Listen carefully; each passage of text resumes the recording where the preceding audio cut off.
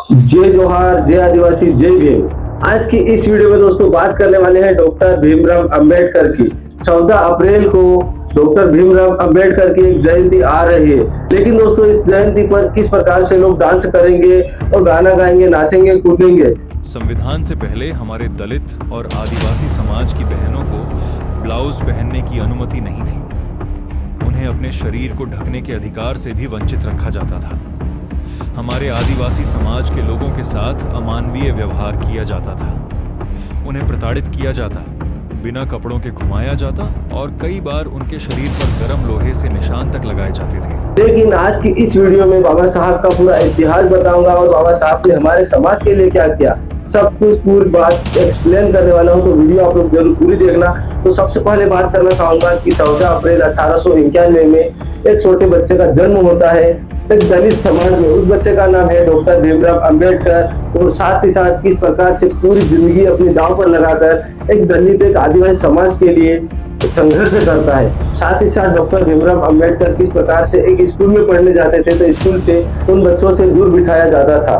क्योंकि वो एक दलित समाज से आते थे। और यही नहीं, डॉक्टर भीमराव अंबेडकर को जोर से प्यास लगती थी तो किस प्रकार से वहाँ के अधिकारी और उसी जाति के व्यक्ति ऊपर से पानी डालते थे इस प्रकार से, और वहाँ पर पानी नहीं पीने दिया जाता था। क्योंकि वो एक दलित समाज से आते। हमारी सरकार ने तय किया है 14 अप्रैल को भारत के संविधान के शिल्पी बाबा साहब भीमराव अंबेडकर की पावन जयंती के अवसर पर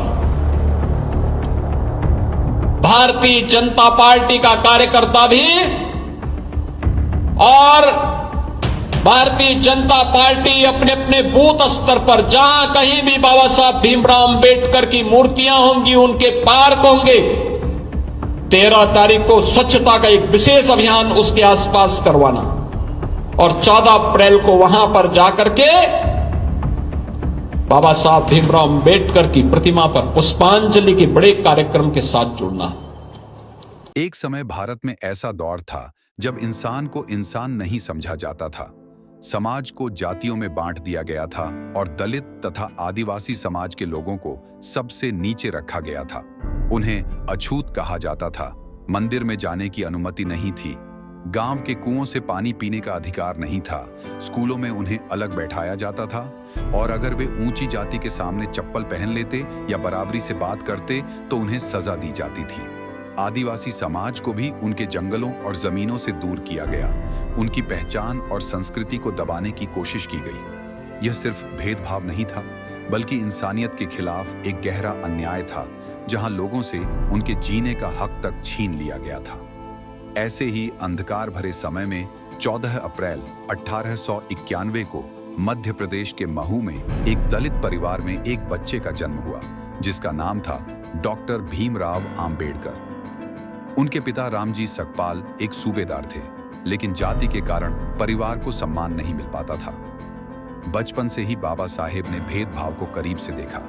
स्कूल में उन्हें अलग बैठाया जाता था, शिक्षक उन्हें छूते नहीं थे और पानी पीने के लिए भी किसी ऊंची जाति के व्यक्ति का सहारा लेना पड़ता था। इन सब कठिनाइयों के बावजूद उन्होंने हार नहीं मानी, बल्कि शिक्षा को अपना सबसे बड़ा हथियार बनाया। उन्होंने मुंबई से पढ़ाई की, फिर अमेरिका की कोलंबिया यूनिवर्सिटी और इंग्लैंड की लंदन स्कूल ऑफ इकोनॉमिक्स से उच्च शिक्षा प्राप्त की और कई डिग्रियां हासिल की, जो उस समय किसी दलित व्यक्ति के लिए एक असंभव सा काम माना जाता था। लेकिन बाबा साहेब ने यह साबित कर दिया कि प्रतिभा और मेहनत किसी जाति की मोहताज नहीं होती। पढ़ाई पूरी करने के बाद उन्होंने सिर्फ अपने लिए नहीं, बल्कि पूरे समाज के लिए संघर्ष करने का फैसला किया। उन्होंने दलितों और आदिवासियों के अधिकारों के लिए आवाज उठाई और महाड सत्याग्रह के माध्यम से पानी पीने के अधिकार के लिए आंदोलन किया, मंदिर प्रवेश के लिए संघर्ष किया और समाज में समानता की लड़ाई लड़ी। उनका स्पष्ट संदेश था, शिक्षित बनो, संगठित रहो और संघर्ष करो। उन्होंने हमेशा यह कहा कि जब तक समाज में बराबरी नहीं आएगी, तब तक असली आजादी नहीं मिलेगी। उनके अथक प्रयासों के कारण धीरे धीरे समाज में बदलाव आने लगा। इसके बाद देश आजादी की ओर बढ़ा और भारत का संविधान बनाने की जिम्मेदारी बाबा साहेब को सौंपी गई। उन्होंने एक ऐसा संविधान तैयार किया जिसमें हर नागरिक को समानता, स्वतंत्रता और न्याय का अधिकार दिया गया। जाति, धर्म, लिंग के आधार पर भेदभाव को अपराध घोषित किया गया और हर व्यक्ति को सम्मान के साथ जीने का अधिकार मिला। आज हम जो अधिकार आसानी से इस्तेमाल करते हैं, जैसे शिक्षा का अधिकार, वोट देने का अधिकार, बराबरी का अधिकार, ये सब बाबा साहेब की ही देन है। डॉक्टर भीमराव अंबेडकर ने सिर्फ कानून नहीं बनाए, बल्कि उन्होंने करोड़ों लोगों को एक नई सोच और नया आत्मविश्वास दिया। उन्होंने सिखाया कि इंसान की पहचान उसकी जाति से नहीं, बल्कि उसकी क्षमता और उसके कर्मों से होती है। यही कारण है कि आज दलित और आदिवासी समाज उन्हें भगवान के समान मानता है, क्योंकि उन्होंने उन्हें अंधकार से निकालकर एक नई रोशनी दिखाई, जीने का अधिकार दिया और सम्मान के साथ खड़े होने की ताकत दी। हर साल 14 अप्रैल को उनकी जयंती सिर्फ एक उत्सव नहीं होती, बल्कि यह उस संघर्ष, त्याग और बलिदान की याद दिलाती है जिसने पूरे देश की दिशा बदल दी। यह दिन हमें यह भी याद दिलाता है कि हमें उनके बताए रास्ते पर चलना है, अपने अधिकारों के लिए जागरूक रहना है और समाज में बराबरी और न्याय के लिए हमेशा आवाज उठानी है। बाबा साहेब का जीवन हमें सिखाता है कि चाहे परिस्थितियां कितनी भी कठिन क्यों ना हो, अगर इरादे मजबूत हों और लक्ष्य स्पष्ट हो तो बदलाव जरूर लाया जा सकता है। तो फिर बाबा साहब ने सोचा कि आज मेरे साथ हो रहा है तो आने वाली पीढ़ी के साथ क्या होगा, इसीलिए मुझे पढ़ाई करना बहुत ही जरूरी है। डॉक्टर भीमराव अंबेडकर ने हार नहीं मानी है और लंदन में और वहां रहकर पढ़ाई करते हैं और वहां से वापस इंडिया लौटते हैं, भारत देश में लौटते हैं तो 32 डिग्रियां लेके भारत आते हैं और भारत का ऐसा पहला व्यक्ति बन जाते हैं कि सबसे पढ़ा लिखा इंसान डॉक्टर भीमराव अंबेडकर बन जाते हैं और 32 डिग्रियां लेकर आते हैं। और साथ ही साथ जो कि भारत देश आजाद हो गया था तो भारत देश को एक कानून की भी जरूरत थी, एक नियम की भी जरूरत थी, इसीलिए डॉक्टर भीमराव अंबेडकर एक बड़े अधिकारी बन जाते हैं। लेकिन फिर भी डॉक्टर भीमराव अंबेडकर की इज्जत नहीं करते थे, तक फेंक कर दी जाती थी और साथ ही साथ डॉक्टर भीमराव अंबेडकर को तो पानी पीने की अनुमति नहीं मिलती थी। डॉक्टर भीमराव अंबेडकर ने मन में ही सोचा है कि इतने बड़े अधिकार होने के नाते फिर भी मेरे साथ इतने अत्याचार हो रहे हैं, इतने भेदभाव हो रहे हैं, तो मेरे जो समाज के लोग हैं, दलित आदिवासी समाज के लोग, जो आने वाली पीढ़ियों के लिए क्या होगा, तो इसके लिए मुझे कुछ नया निर्णय करना पड़ेगा।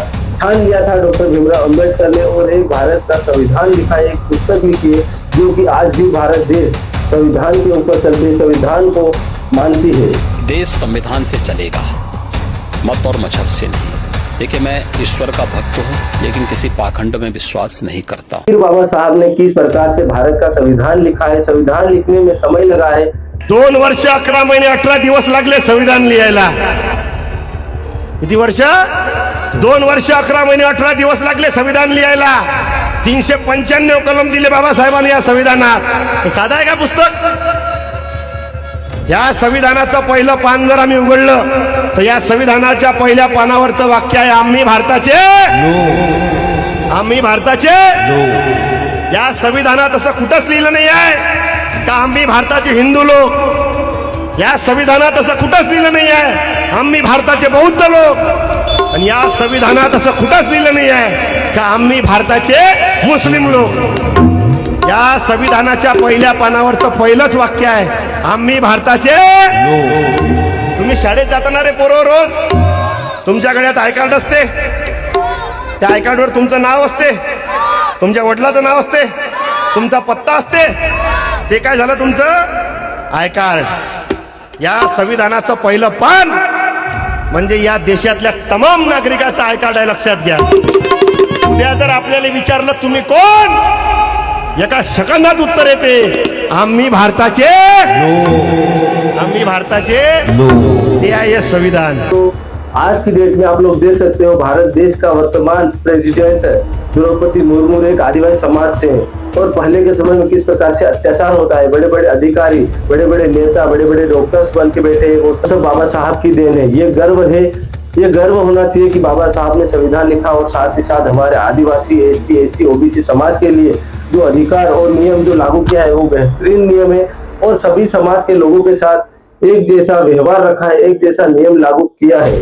और इंडिया का वर्तमान प्राइम मिनिस्टर नरेंद्र मोदी जी ने बोला है कि लंदन में डॉक्टर भीमराव अंबेडकर यानी कि बाबा साहब ने पढ़ाई करी है, उस घर में रहकर वो घर बिकने कर रहा था, बिकाऊ था। तो नरेंद्र मोदी जी को पता चला तो तुरंत उस घर को खरीद लिया। और इंडिया का, हिंदुस्तान का कोई भी व्यक्ति लंदन जाए तो वहां पर विजिट जरूर करना और पता चलेगा कि किस प्रकार से वहां पर डॉक्टर भीमराव अंबेडकर पढ़ाई करते थे, लिखते थे और 32 डिग्रियां हासिल करी थी उसी घर में रहकर। तो वो घर इंडिया ने खरीद लिया है, तो बहुत बड़ी गर्व की बात है। कभी भी आप लोग अगर लंदन में जाओ तो जरूर वहां पर विजिट करना, वो घर है लंदन में।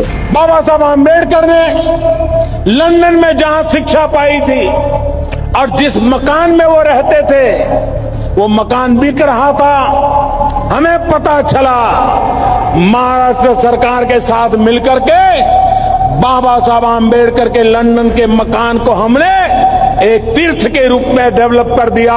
उसको आज भारत सरकार ने, महाराष्ट्र सरकार ने ले लिया और वहां हिंदुस्तान का कोई भी नौजवान जाएगा, बाबा साहब आम्बेडकर कैसे रहते थे, पढ़ते थे, ये देखेगा और एक नई प्रेरणा लेकर के। तो भारत देश का पूर्व प्रधानमंत्री जवाहरलाल नेहरू ने बोला था कि इस देश को बसा लेना, आने वाले समय में कोई अंधभक्त इस देश को धर्म के नाम पर बांट देगा। और आज आप लोग देख लीजिए, यही हो रहा है भारत देश में। धर्म के नाम पर झगड़ा कर रहा था, कोई जाति के नाम पे झगड़ा कर रहा, यही हो रहा है भारत देश में। कोई डेवलपमेंट नहीं हो रहा है। लेकिन देश के प्राइम मिनिस्टर नरेंद्र मोदी जी ये बोलता है कि भारत देश को विश्व गुरु देश बना देंगे, विश्व गुरु देश बना देंगे। तो कहाँ से बनेगा विश्व गुरु देश?